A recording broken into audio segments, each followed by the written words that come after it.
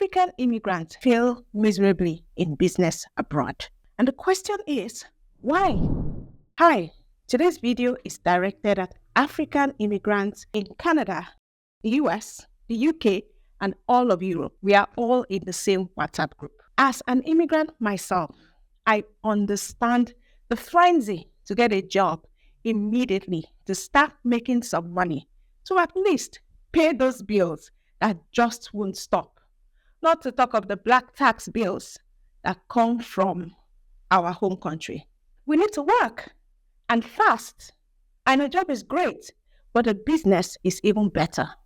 I always encourage new immigrants to any first world country to start a business if possible. With all the barriers to employment that African immigrants face, including language barriers and education credentials, which lead to low-paying jobs, many immigrants longingly want to start a business as a way out of the rat race. Now, before you roll your eyes at me and wonder if I don't realize that starting and growing a business is not easy, please know that I understand. I understand the odds, and I know that there are many immigrants that do want to start a business and succeed in a business, but it's not that easy. In fact, it's hard, and the statistics prove it. In Canada, the US, and the UK, approximately 15 to 20% of new businesses fail within their first year of operation.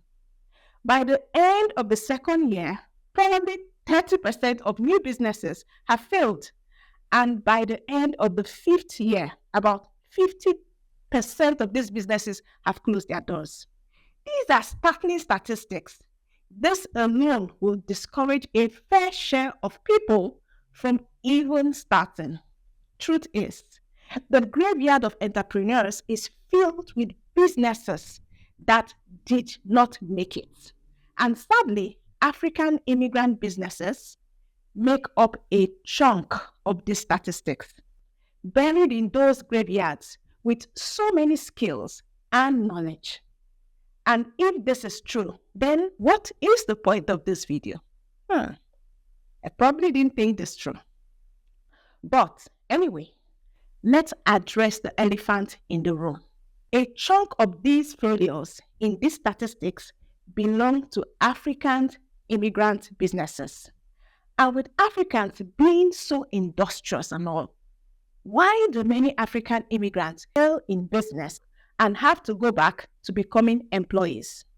Please note, I said many, not all. Let's take a look at the peculiar reasons why African immigrant businesses fail and what can be done as an African immigrant to make sure that you are not part of the statistics. So grab your favorite drink, strap in, and let's dive into this conversation. I also really would like to hear your own thoughts as we go along. So please drop them in the comments and let's have a discussion. The first thing that I want to talk about is cash flow calamity, or cash flow disaster, if you may. This one is so peculiar to African immigrants, and it is one of the most common reasons why we fail at businesses, for reasons Africans can relate to. A lot of times, we start our businesses without enough capital. And before you know it, we run out of cash, especially in those first few months when the business is yet to take off. The reason we lack capital a lot of times is because we may have limited access to traditional sources of capital, such as bank loans or venture capital, due to factors such as lack of credit history or established networks in the new country.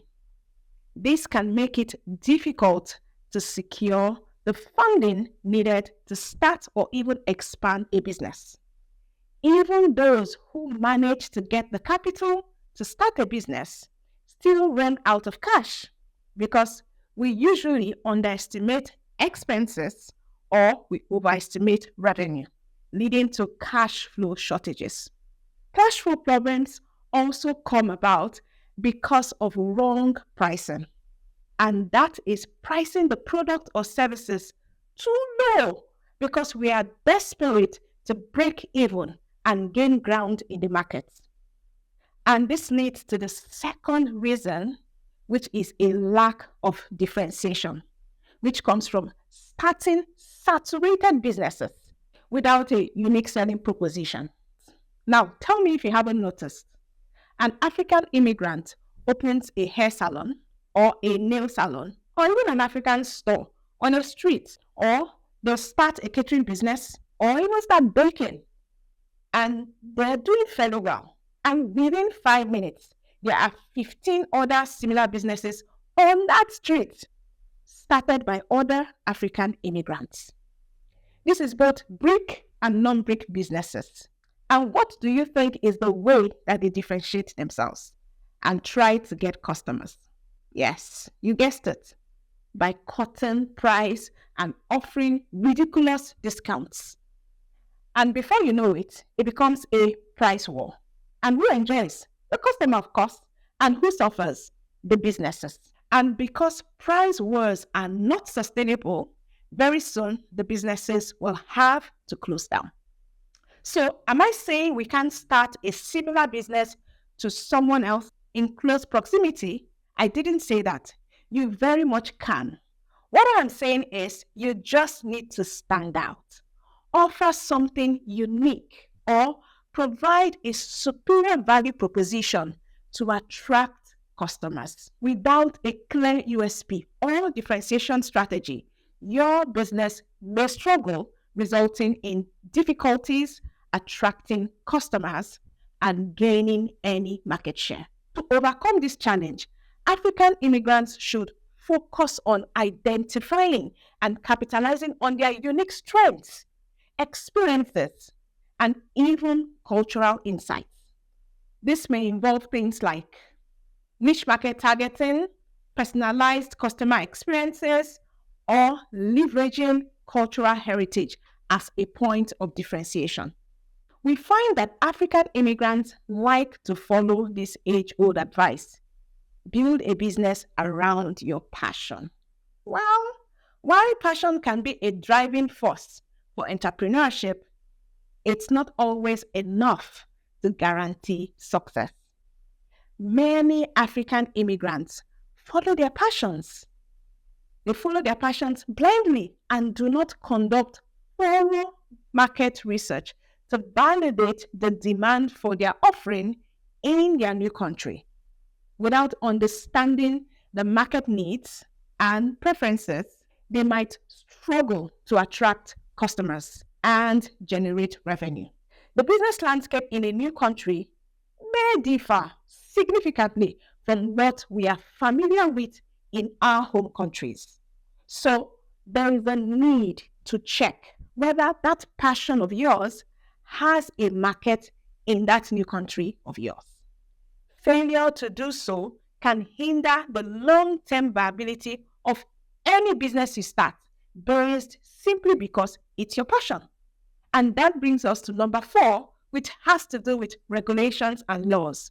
Regulatory challenges have been known to pose significant hurdles for African immigrants starting and running businesses abroad. Being immigrants, a lot of times the business regulations and the legal requirements tend to be complex and unfriendly, and navigating the regulatory landscape in a new country can be daunting, especially for immigrants who may be unfamiliar with local laws, regulations, and bureaucratic processes. And if we don't understand something, we tend not to do very well at it, right?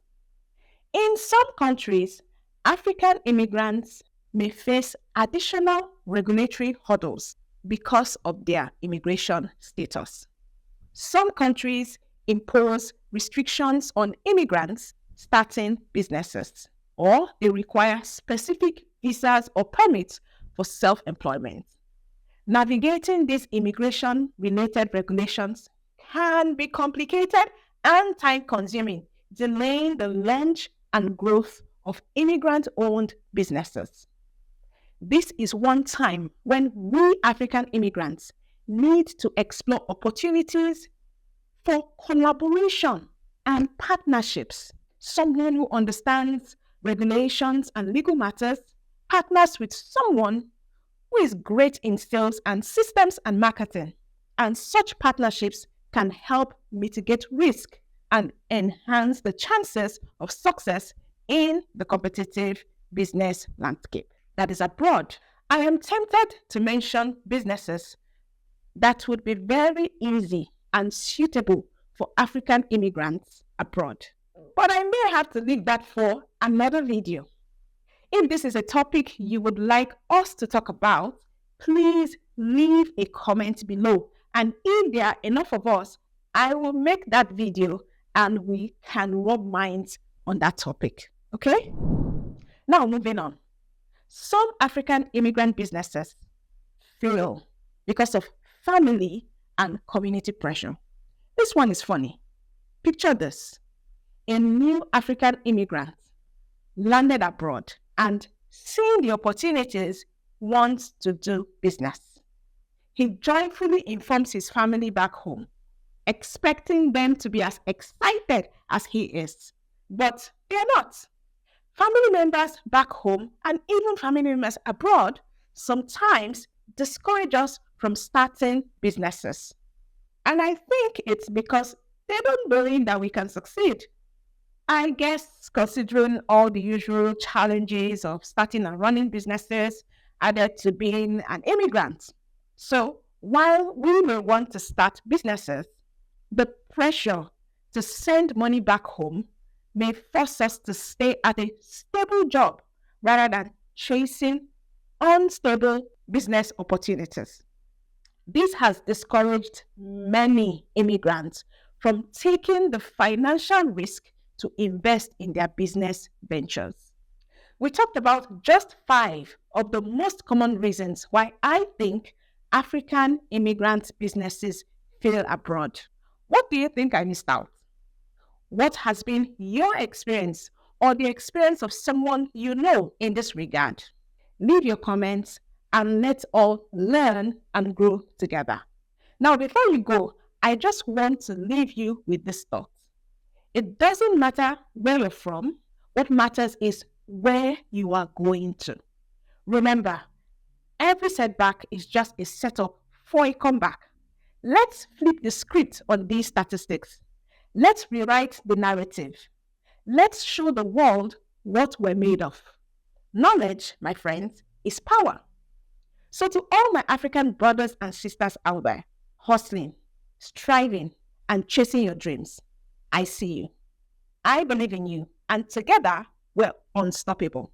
Don't forget to like, share, and subscribe for more eye-opening content that empowers and uplifts our community. Until next time, stay blessed, stay focused, and keep growing. Peace out.